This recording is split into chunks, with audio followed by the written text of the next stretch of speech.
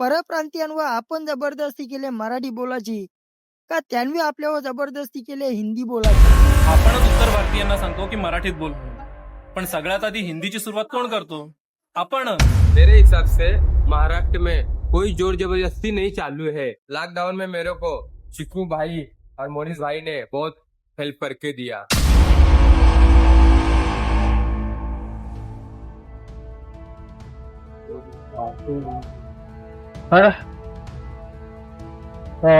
Colour pipeline पृथ्वी complex, कालेर pipeline पृथ्वी complex माझा आहे।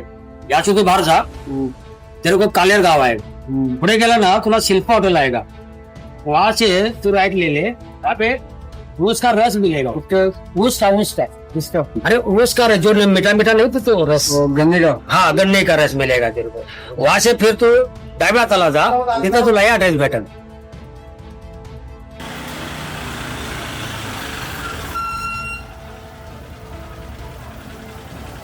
भैया कितना हुआ? 20 रुपये हो सर। हॅलो हाय, लेट होईल थोडं यायला, पोचल्यावर कॉल करतो तुला। 1 मिनिट, हा दादा। तुम्ही मराठी आहात का? हो। काय झालं बाबा? तुमचं दुर्दैव। का काय झालं बाबा? अरे मग मराठीत बोल ना। आपणच उत्तर भारतीयांना सांगतो की मराठीत बोलतो, पण सगळ्यात आधी हिंदीची सुरुवात कोण करतो? आपणच।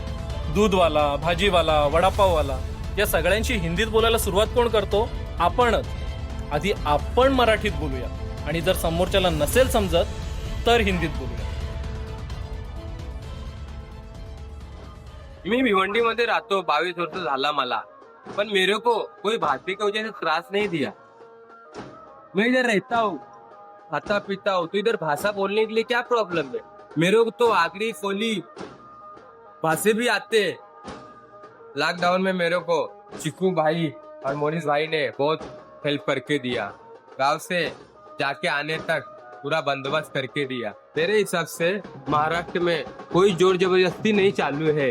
हाँ, तू अगर बोलेगा कि मैं मराठी नहीं बोलूंगा, तुझे जो उखाड़ना उखाड़ ले, तो उसके बाद वो राजा मानुस के आदमी आते हैं और फसाद दे के चले जाते हैं।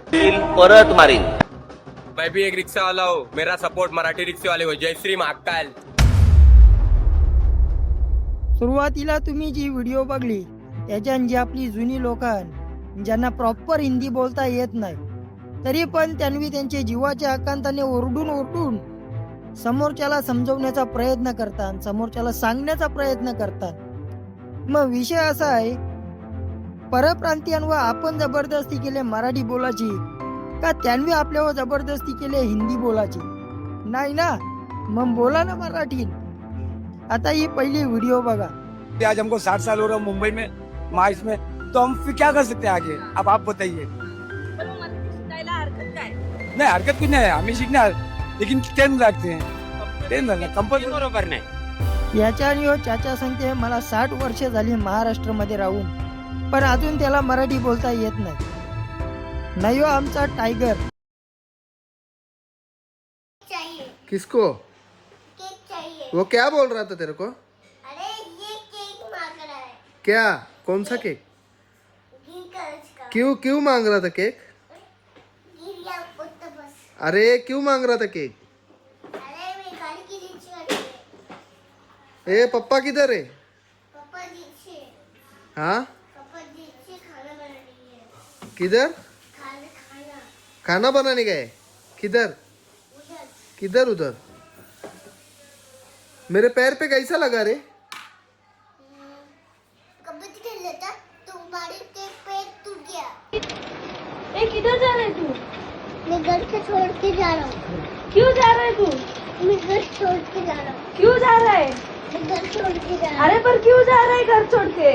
मैं जा रहा हूँ घर छोड़ के, मालूम यो जर नागटा पोऱ्या 3 वर्षांनी हिंदी बोलायला शिकू शकते। महेश चाचाला महाराष्ट्रामध्ये राहून 60 वर्ष झाली, तो सांगते अजून हमको थोडा टाइम चाहिए। मग आता तुझी लाकडा मसनान गेल्याचे मग तू मराठी बोलायला शिकणार आहे। आता ही दुसरी व्हिडिओ बघा। पूरा का पूरा महाराष्ट्र उसी दिन भिखारी हो जाएगा जिस दिन हिंदी भाषी लोग महाराष्ट्र को छोड़ देंगे, मुंबई को छोड़ देंगे। ठाकरे दोनों कटोरा लेकर भीख मांगने लगेंगे। याच्याने यो सांगते की आम्ही युपी वाले महाराष्ट्रामधल्या गेल्यावर इकडचे नेते लोकांची भीक मंगाची वेळ येईल असा यो सांगते. तर माझा प्रश्न आवडाच, हाच प्रश्न जाऊन तुम्ही तुमचे नेत्या लोकांना, तुमचं जे विधायक आहात त्यांना हा जाऊन प्रश्न विचारा की आम्हाला महाराष्ट्रामध्ये जाण्याची वेळ का आली. उठा आणि म्हणा वेडात मराठे वीर दौड एक साथ, आणि मग पुन्हा एकदा गर्वानं म्हणता येईल दिल्लीचे ही तख्त राखतो महाराष्ट्र माझा.